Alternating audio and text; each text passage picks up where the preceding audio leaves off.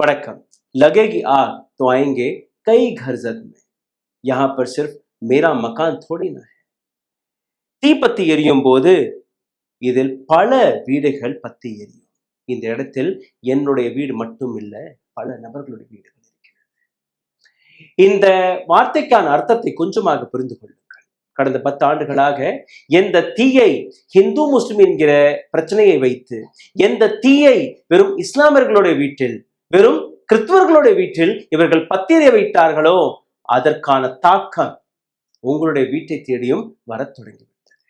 ராமாயணத்தில் ஹனுமார் வாளில் தீ வைத்து கொடுத்தினார்கள், அவருக்கு பனிஷ்மெண்ட் கொடுப்பதாக எடுத்து வைத்தார்கள். அசோக் வாட்டிகாவை அழித்து விட்டார் ஹனுமார், அதனால் அவருடைய வாளில் தீ வைத்து விட்டார். ஹனுமார் என்ன செய்தார்? ஒட்டுமொத்த லங்கையையே தீ வைத்து கொளித்து விட்டார், பஸ்மமாகிவிட்டது. அதே போன்றுதான் இந்த நாட்டில் ஹிந்து முஸ்லிம் என்கிற அந்த பிரச்சனையில் எந்த தீயை நீங்க கொளித்து விட்டீர்களோ அது இன்னைக்கு உங்களுடைய வீட்டிலும் உங்களுடைய குழந்தைகளையும் எரிக்க தொடங்கிவிட்டது. என்னதான் நடந்தது, எப்படி நடந்தது, அந்த விஷயத்தையும் நீங்க பார்த்து விடுங்கள். இந்த ஒட்டுமொத்த படத்தை பாருங்கள். ஆகஸ்ட் 23ஆம் தேதி அனில் கௌஷிக் கௌ விஜிலன்ஸ் குரூப்பை நடத்தி வரக்கூடிய இந்த நபர், இவருடன் 4 நபர்கள் இருக்கிறார்கள். ஃபரீதாபாத்தில் இருக்கக்கூடிய செக்டர் 21C இவருக்கு ஒரு இன்ஃபர்மேஷன் கிடைத்தது. இந்த மாதிரி எஸ்யூவை ஓட்டி செல்லக்கூடிய ஒரு வாகனத்தில் மாட்டு வியாபாரத்தை செய்யக்கூடிய நபர்கள் தப்ப முயன்றிருக்கிறார்கள், அவர்களை விட்டுவிடாதீர்கள் என்று. அதுதான் இந்த சிறுவனுடைய வாகனமாக இருக்கிறது. அடுத்த நாள் ஆகஸ்ட் 24ஆம் தேதி மதியம் 1:30 மணி அளவில் டஸ்டர் என்கிற இந்த வாகனம், அதுக்கு பின்னாடி நீங்க பார்த்திருக்கீங்கன்னா துப்பாக்கி சூடு அது இருக்கிறது.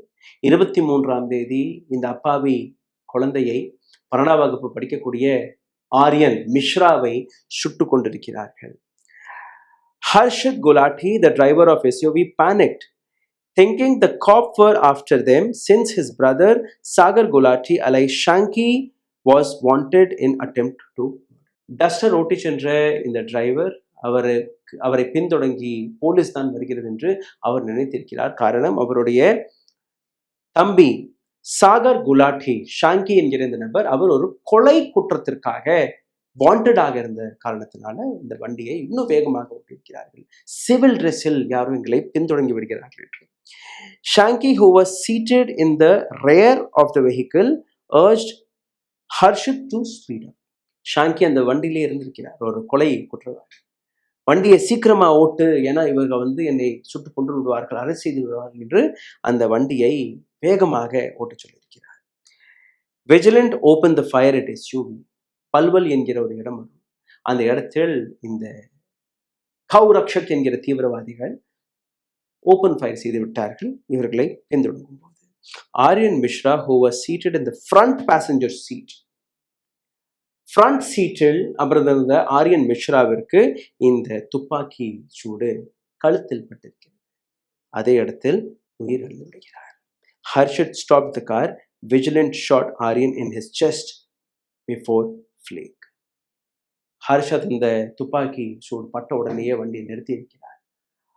ஆனால் கூட இந்த மிருகங்கள் அங்கு நிற்கவில்லை. முன்னாடி வாகனத்தை கொண்டு வந்து நிறுத்தி ஆரியன் மிஸ்ராவுடைய நெஞ்சிலேயே பல ரவுண்ட்ஸ்கள் சுட்டுக் கொண்டிருக்கிறார்கள். இது ஹிந்துத்துவாவுடைய புதிய முகம், கோர முகம். 12ஆம் வகுப்பு படிக்கக்கூடிய ஆரியன் மிஸ்ரா கௌ விஜிலன்ஸ், அதாவது கௌரக்ஷக் என்கிற இந்த பெயரில் கொல்லப்பட்டிருக்கிறார். ஒரு ஹிந்து, ஒரு சனாதனி, ஒரு பிஜேபி, ஒரு RSS இதை வழிநடத்திய இந்த சிறுவன், இவருடைய குற்றம் என்ன? ஹரியானாவில் இருக்கக்கூடிய ஃபரீதாபாத்தில் நடந்த இந்த கொடூர சம்பவம். ஆகஸ்ட் 23ஆம் தேதி இந்த கொலை நடந்திருக்கிறது. கோதிப்பூர் டோல் பிளாசாவிலிருந்து டெல்லி ஆக்ரா நேஷனல் ஹைவே செல்லக்கூடிய இந்த வழியில் ஒரு துப்பு கிடைத்திருக்கிறது. இது போன்ற ரவுடிகள், இது போன்ற தீவிரவாதிகள், கௌரக்ஷக் என்கிற பெயரில் இருக்கக்கூடிய இந்த தீவிரவாதிகளுக்கு கிடைத்த அந்த துப்பிற்கு பின்பு, அதாவது 2 SUV வாகனத்தில் ஒரு சில நபர்கள், அதுவும் பசுமாடுகளை வியாபாரம் செய்யக்கூடிய நபர்கள், விற்பனை செய்யக்கூடிய நபர்கள் அதில் தப்பிச் செல்ல பார்க்கிறார்கள். அந்த துப்பு உண்மையானதா போலியானதா? இரண்டாவது, இவர்களுக்கு யார் அந்த அதிகாரத்தை கொடுத்திருக்கிறது? எப்படி இந்த நபர்கள் கையில் துப்பாக்கி ஏந்தி பின்தொடங்கி இருக்கிறார்கள் 30 கிலோமீட்டர் வரை? ஆரியன் மிஸ்ரா, உயர் சாதியினர்கள், பிராமணர்கள். வடநாட்டில் மிஸ்ராக்களுக்குன்னு ஒரு தனி இடம் இருக்கிறது. அப்போ தலித் கொல்லப்படவில்லை, ஒரு பிராமணர் கொல்லப்பட்டிருக்கிறார். அதனால்தான் கூறினேன், வீடுகள் பத்தி எரியும் போது அந்த வீட்டில் பல வீடுகள் எரியும். அந்த வீட்டில் என்னுடைய வீடு மட்டுமல்ல, உங்களுடைய வீடும் இருக்கிறது.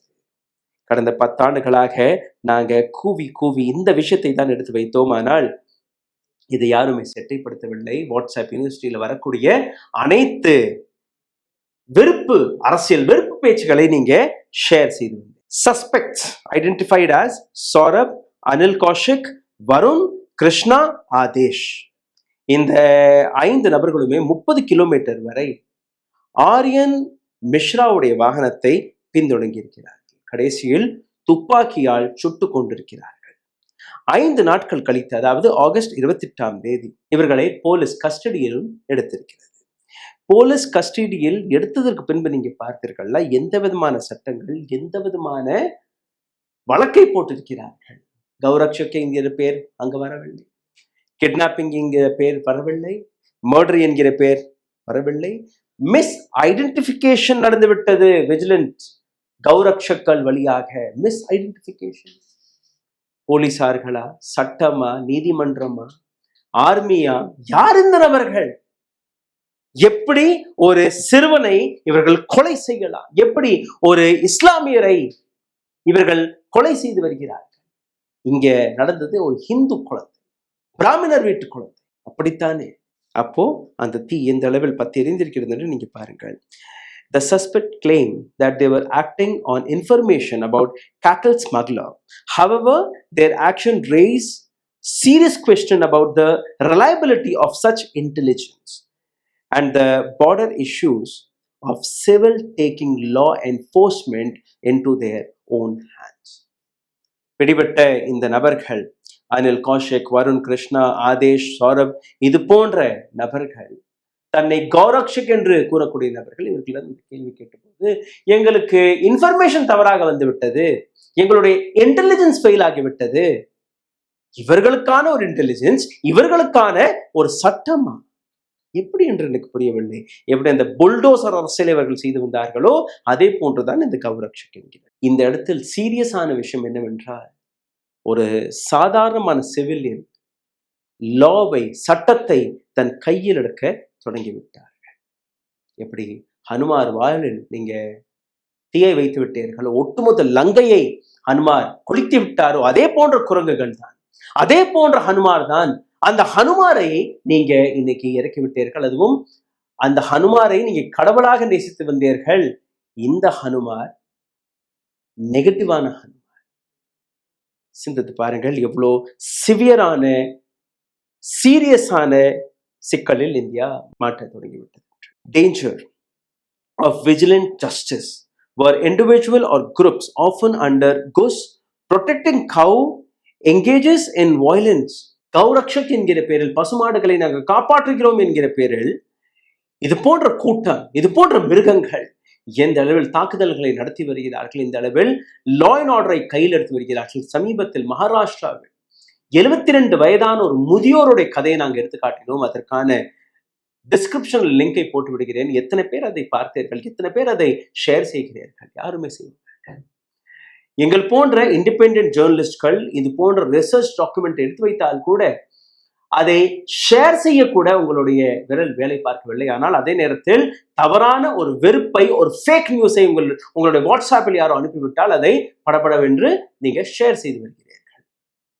அந்த முதியோரை எந்த அளவில் இறைச்சி எடுத்து செல்கிறார் என்கிற அந்த வார்த்தையை வைத்து அவரை அடித்தார்கள், உதைத்தார்கள். ஓடும் ரயிலிலிருந்து வெளியே தூக்கி வீசி விடுங்கள் என்று கூறினார்கள். எந்த அளவில் இந்த நாட்டு வெறுப்பு அரசியலை நீங்க பார்த்து வருகிறீர்கள். 23ஆம் தேதி இந்த கொலை நடந்திருக்கிறது. இன்னைக்கு தேதி என்ன? 4ஆம் தேதியில் நிற்கிறோம். ஆனால் இதுவரை அந்த குற்றவாளிகளுக்கு எந்த விதமான பனிஷ்மெண்ட்டும் கிடைக்கவில்லை. Haryana police have taken accused into custody and investing in this matter. Superintendent of Police Aman Yadav confirmed the arrest and the ongoing interrogation of the subject. நாங்க கைது செய்து விட்டோம், இந்த நபர்களுக்கு இன்ட்ரோகேஷன் நடந்து கொண்டிருக்கிறது. எப்படி ஐஐடி பிஹெச்யூ அந்த ரேப் குற்றவாளிகளை, அந்த மர்டரர்களை எப்படி 8 மாதம் கழித்து நீங்க வெளிவிட்டீர்களோ, அந்த வெளிவிடும் போது எந்த அளவில் அவர்களுக்கு பூமாலை போட்டு நீங்க அழைத்தீர்களோ, எப்படி அவர்களுக்கு கேட்கலாம் கட் பண்ணி அவர்களுடைய விடுதலை கொண்டாடி வந்தீர்களோ, அப்படியா? அல்ல எப்படி பிரிஜ்பூஷன் சரண் சிங் எம்பியாக இருந்து கொண்டே இந்த நாட்டு பெண் வீராங்கனைகள் மீது தவறான பார்வைகளை போட்ட அதே நபர், இதுவும் சீதை தானே?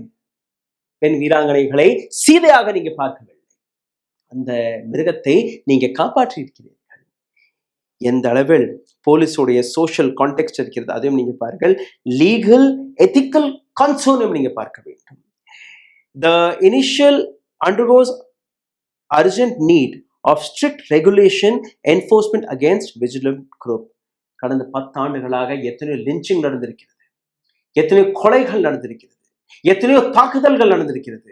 ஆனால் கௌரக்ஷக் போன்ற நபர்கள், இந்த அமைப்புகள், அது பஜ்ரங் தளாக இருக்கட்டும், அது விஸ்வ ஹிந்து பரிஷதாக இருக்கட்டும், அது ஹிந்து வாகினியாக இருக்கட்டும், இது போன்ற பல்வேறு அமைப்புகள், இவர்கள் மீது எந்த விதமான சட்டத்தையும் போட்டு, எந்த விதமான வழக்கையும் போட்டு இதுவரை நீங்க எந்த விதமான ஆக்ஷன் எடுக்கவில்லை. பெங்களூரில் ஒரு முதியோர் ஏழை தள்ளுவண்டிக்காரர் தர்பூசணி பழத்தை வித்துக் கொண்டிருந்தார். பஜ்ரங் தளை சார்ந்த நபர்கள் அந்த ஒட்டுமொத்த கடையே உடைத்து விட்டார்கள். அன்னைக்கும் நீங்க அமைதியாக இருந்தீர்கள். எத்தனை லிஞ்சிங் கேசஸ்கள் ஒவ்வொரு நாளும் வந்து கொண்டிருக்கிறது. இந்த 2 மாதத்திலே நீங்க பார்த்தீர்கள்னா 3-4 இடங்களில், ஹரியானாவில் நடந்தது, ராஜஸ்தானில் நடந்தது, இப்போ ஃபரீதாபாத்தில் நடந்திருக்கிறது, மகாராஷ்டிராவில் நடந்திருக்கிறது. ஏதோ ஒரு இடத்தில் நீங்க ஸ்ட்ரிக்டான ஆக்ஷன் எடுத்தீர்களா என்றால் கிடையாது. அதனால்தான் இந்த விளைவை நீங்க பார்த்து வருகிறீர்கள். சோஷியல் கான்டெக்ஸ்டை பார்க்கும்போது இது போன்ற குரூப்ஸ்கள், இது போன்ற அத்துமீறல்களில் இறங்கும் போது, இது போன்ற அராஜக செயலில் இறங்கும் போது, கொள்ளை போன்ற விஷயங்களை எடுத்து வைக்கும் போது கூட அவர்களை ஹீரோக்களாக சித்தரிக்கக்கூடிய விஷயம். ஒரு கொலை குற்றவாளியை பின்னாடி ஹாலிவுட் பாலிவுட் பாடல்களை போட்டு அந்த நபரை ஹீரோவாக நீங்க சித்தரித்து வருகிறீர்கள், அவர்களை ஹீரோவாக்கி விடுகிறீர்கள். அதனால் அவர்களை பின்தொடங்கக்கூடிய பல்வேறு இளைஞர்கள் இதே போன்ற விஷயங்களில் சிக்கி தவித்துக் கொண்டிருக்கிறார்கள். இதில் ஒரு சில அன்ஆன்சர்ட் கொஸ்டின்ஸ்களும் இருக்கிறது. இதற்கு பதில் நீங்கள் தான் கொடுக்க வேண்டும். Were the accused affiliated with cow vigilant group? இந்த கொலைகாரர்கள் cow vigilant group, அதாவது கௌரக்ஷக் தளை சார்ந்த நபர்களா என்று நீங்க பார்த்தீர்கள்னா, போலீஸ் இதை பற்றி கன்ஃபார்ம் செய்யவில்லை.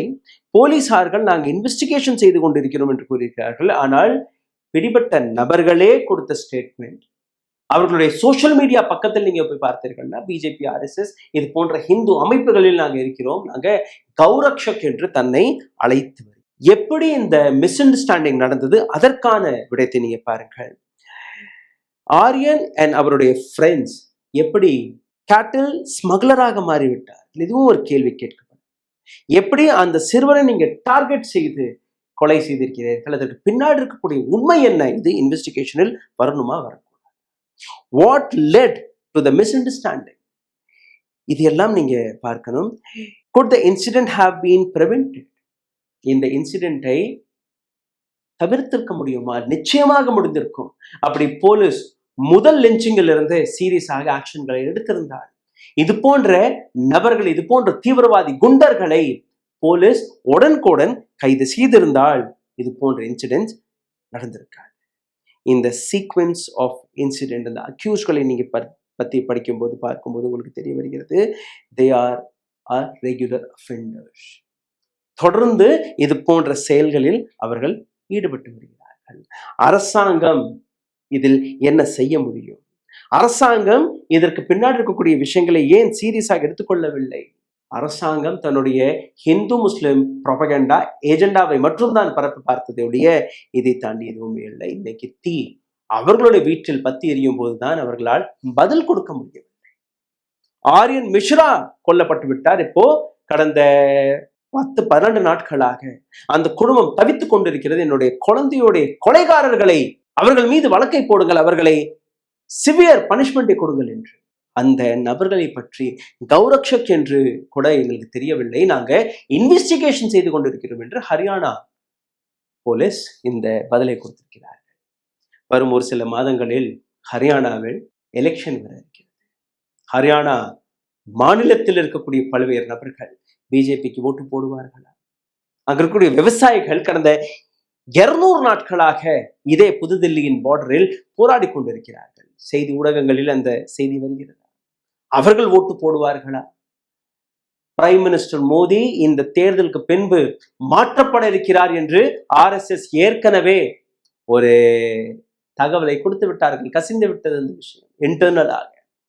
பிஜேபி மோடியுடைய சக்சஸர் யார் என்கிற ஒரு கேள்வி எடுத்து வைத்து விட்டார்கள். அமித்ஷாவா, யோகி ஆதித்யநாதா, ராஜ்நாத் சிங்கா, நிதின் கட்கரியா? யார்? மோடியால் இதற்கு மேல் இந்த நாட்டை நடத்தவும் முடியாது, பிஜேபியுடைய முகமாகவும் அவர் இருக்க முடியாது என்று ஏற்கனவே RSS மற்றும் பிஜேபி முடிவு எடுத்து விட்டார்கள். எதற்காக? Delay in identifying the accused. மிக முக்கியமான கேள்வி. கொலைகாரர்களை 10 நாட்களுக்கு பின்பு கூட ஏன் சரியாக ஐடென்டிஃபை செய்ய முடியவில்லை என்கிற இந்த கேள்வி. Role of cow protection group, Anil Kaushik, Varun Saurabh, Krishan Adesh, இவர்களுடைய உண்மையான ரோல் என்ன? இதை மிக முக்கியமாக பார்க்கணும். இதற்கு பின்னாடி ஏதாவது பொலிட்டிக்கல் இன்ஃப்ளூயன்ஸ் இருக்கிறதா? அதை நீங்க பார்க்கணும். Right of safety of the public எங்க இருக்கிறது? இன்னைக்கு ஒரு 12 வயது சிறுவன், அவனால் சுதந்திரமாக நடமாடக்கூட முடியவில்லை. துப்பாக்கி ஏந்திய இது போன்ற மிருகங்கள் எங்க வேணாலும் கௌரக்ஷக் என்கிற பேரில் சுட்டுக் கொன்று வருகிறார்கள். பப்ளிக்குடைய ரியாக்ஷனை நீங்க பார்க்கும்போது ஒட்டுமொத்த இந்தியாவில் இருக்கக்கூடிய பல்வேறு நபர்கள் இதை பற்றி கேள்விகளை கேட்க தொடங்கிவிட்டார்கள். சுருக்கமாக நீங்க ஒட்டுமொத்த விஷயத்தை நீங்க பார்த்தீர்கள்னா, இந்த இன்சிடென்ட் ஒட்டுமொத்த ஹிந்துத்துவவாதிகளுடைய கண்ணை திறந்து சிந்தித்து பாருங்கள். நன்றி, வணக்கம். Karim's biryani paradise at liberty and catering services, கோடம்பாக்கத்தின் அறுசுவை அடையாளம். ஊடகம் கார்ப்பரேட் அரசியல்வாதிகளின் கைப்பாவையாக அடிமைகளாக இருந்தது போதும், இனி சாட்டை எடுத்து சுழற்றும் நேரம் வந்துவிட்டது. ஊடகம் பொதுமக்களாகிய உங்களுக்காக, உங்களாலேயே இயக்கப்பட வேண்டும். ஊடக சுதந்திரத்திற்காக உங்களின் பங்களிப்பை இன்றே அளித்திடுங்கள்.